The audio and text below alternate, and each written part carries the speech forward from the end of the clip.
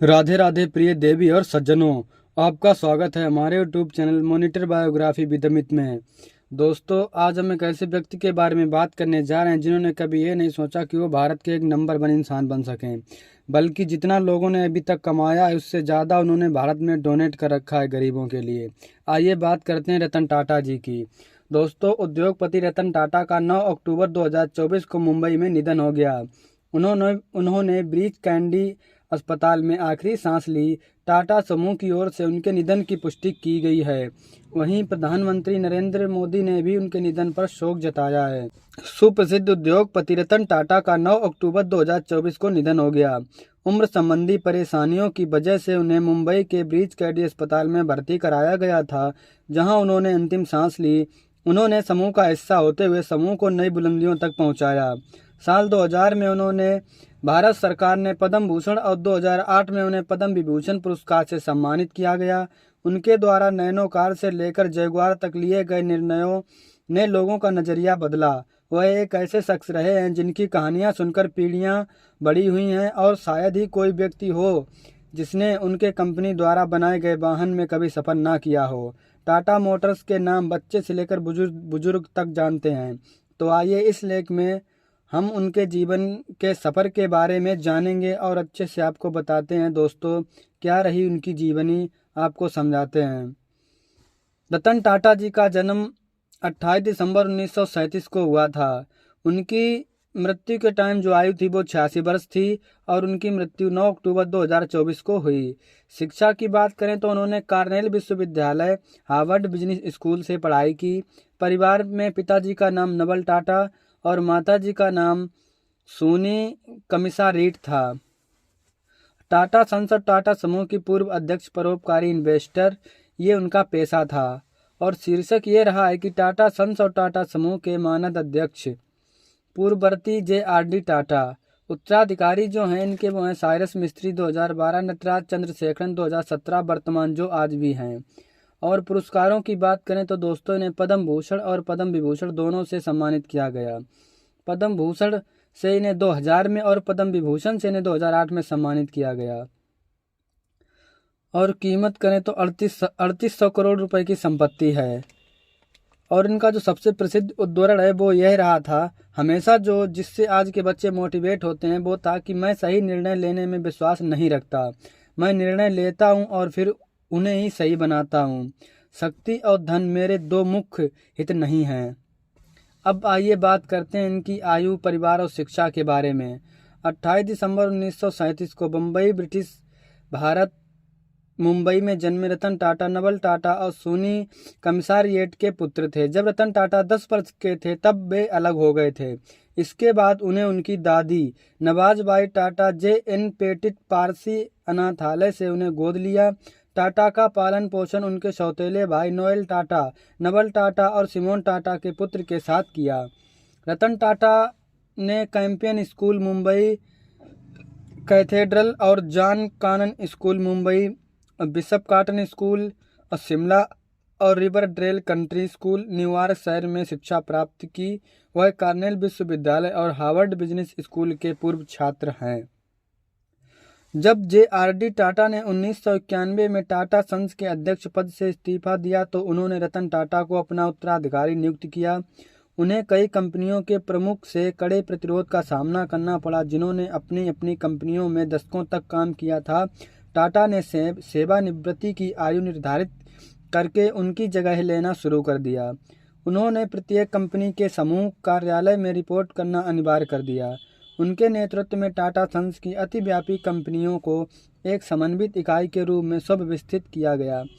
उनके 21 वर्षों के कार्यकाल के दौरान राजस्व 40 गुना से अधिक तथा लाभ 50 गुना से अधिक बढ़ा। उन्होंने टाटा टी की टेटली, टाटा मोटर्स को जगुआर, लैंड रोवर तथा टाटा स्टील कोरस का अधिग्रहण करने में मदद की, जिससे यह संगठन मुख्यतः भारत केंद्रित समूह से वैश्विक व्यवसाय में परिवर्तित हो गया। उन्होंने टाटा नैनो कार की भी संकल्पना तैयार की थी। कार की कीमत ऐसी रखी थी जो औसत भारतीय उपभोक्ता की पहुंच में थी। 75 वर्ष की आयु पूरी होने पर रतन टाटा ने 28 दिसंबर 2012 को टाटा सन्स के अध्यक्ष पद से इस्तीफा दे दिया। साइरस मिस्त्री को उनके उत्तराधिकारी नामित किया गया। हालांकि निर्देशन मंडल और कानूनी प्रभाग ने 24 अक्टूबर 2016 को उन्हें हटाने के लिए मतदान किया और रतन टाटा को समूह का अंतरिक्ष अध्यक्ष बनाया गया। रतन टाटा के उत्तराधिकारी का चयन करने के लिए रतन टाटा टीवीएस समूह के प्रमुख वेणु श्रीनिवास, बेन कैपिटल के अमित चंद्रा, पूर्व राजनयिक रोनेन सेन और लॉर्ड कुमार भट्टाचार्य की एक चयन समिति गठित की गई थी। समिति ने 12 जनवरी 2017 को नटराज चंद्रशेखरन को टाटा संस का अध्यक्ष नामित किया। रतन टाटा ने अपनी निजी बचत स्नैपडील, टी-बॉक्स और कैशकरो.com में निवेश की। उन्होंने ओला कैब्स, श्योमी, नेस्टवे और डॉग स्पॉट में भी निवेश किया। शिक्षा, चिकित्सा और ग्रामीण विकास के समर्थन होने के नाते रतन टाटा ने चुनौतीपूर्ण क्षेत्रों में बेहतर जल उपलब्ध कराने के लिए न्यू साउथ वेल्स विश्वविद्यालय से इंजीनियरिंग संकाय को सहयोग दिया। टाटा शिक्षा एवं विकास ट्रस्ट के $28 मिलियन का टाटा छात्रवृत्ति कोष प्रदान किया था, जिससे कार्नेल विश्वविद्यालय भारत के स्नातक छात्रों को वित्तीय सहायता प्रदान कर सके। वार्षिक छात्रवृत्ति से एक समय में लगभग 20 छात्रों को सहायता मिलती थी। टाटा समूह की कंपनियों और टाटा चैरिटीज ने 2010 में हार्वर्ड बिजनेस स्कूल HBS को एक कार्यकारी केंद्र के निर्माण के लिए $50 मिलियन का दान दिया था। टाटा कंसल्टेंसी सर्विसेज TCSS ने संज्ञानात्मक प्रणालियों और स्वचालित वाहनों पर शोध हेतु कार्नेगी मेलन विश्वविद्यालय CMU को $35 मिलियन का दान दिया था। यह किसी कंपनी द्वारा दिया गया अब तक का सबसे बड़ा दान और 48,000 वर्ग फुट की इमारत को TSS हॉल कहा जाता है। टाटा समूह ने 2014 में भारतीय प्रौद्योगिकी संस्थान बॉम्बे को $950 का ऋण दिया गया और Tata centre for technology and design TCTD का गठन किया गया। यह संस्थान के इतिहास में अब तक प्राप्त का सबसे बड़ा दान था। टाटा ट्रस्ट ने भारतीय विज्ञान संस्थान न्यूरो साइंस सेंटर को अल्जाइमर रोग के कारणों को अंतर्निहित तंत्र का अध्ययन करने तथा इसके शीघ्र निदान और उपचार के लिए तरीके विकसित करने हेतु $750 मिलियन का अनुदान भी प्रदान किया। टाटा समूह ने संसाधन विवश समुदायों की चुनौतियों का समाधान करने के लिए Massachusetts institute of technology MIT में MIT Tata centre of technology and design की भी स्थापना की, जिसका प्रारंभिक फोकस भारत पर था।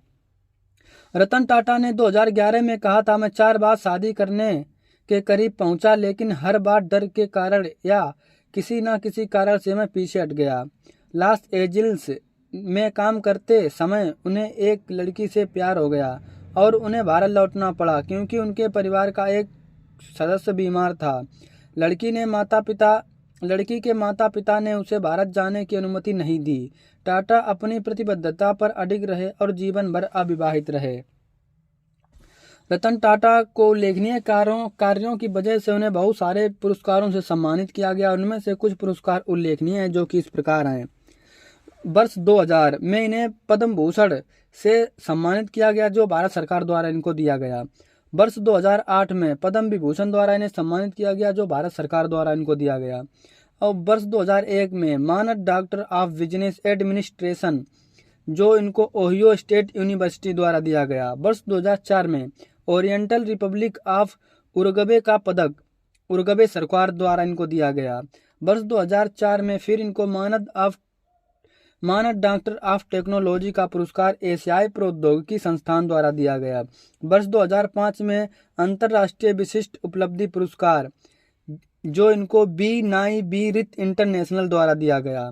वर्ष 2005 में मानद डॉक्टर ऑफ साइंस का पुरस्कार वारविक विश्वविद्यालय द्वारा इनको दिया गया।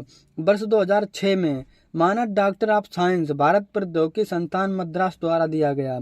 वर्ष 2006 में जिम्मेदार पूंजीवाद पुरस्कार विज्ञान और प्रौद्योगिकी की प्रेरणा और मान्यता के लिए फर्स्ट इनको इससे दिया गया। वर्ष 2007 में मानद fellowship London school of economics and political science द्वारा दिया गया। वर्ष 2007 में और एक पुरस्कार दिया गया जिसको कहते हैं कार्नेगी पुरस्कार पदक, जो इनको Carnegie endowment for international peace द्वारा दिया गया। वर्ष 2008 में मानद डॉक्टर ऑफ लॉ कैम्ब्रिज विश्वविद्यालय द्वारा दिया गया। वर्ष 2008 में मानद डॉक्टर ऑफ साइंस भारतीय प्रौद्योगिकी संस्थान बॉम्बे द्वारा दिया गया। ऐसे बहुत सारे पुरस्कार हैं जो इनको लगातार इनके जीवन पर्यंत तक मिलते रहे। दोस्तों, तो ये रहा रतन टाटा जी का जीवन परिचय। आपको कैसा लगा और आपने इनसे क्या सीखा, कमेंट बॉक्स में ज़रूर बताइए।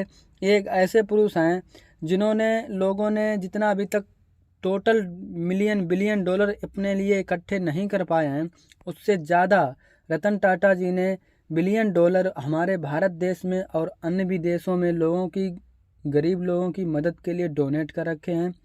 तो दोस्तों, इनकी होड़ तो आज तक किसी से होने से रही। और आपको इनका जीवन परिचय कैसा लगा? अगर अच्छा लगा हो तो चैनल को लाइक सब्सक्राइब करें, कमेंट करें और कमेंट में रतन टाटा जी की जो बात आपको अच्छी लगी हो वो भी ज़रूर लिखें। राधे राधे।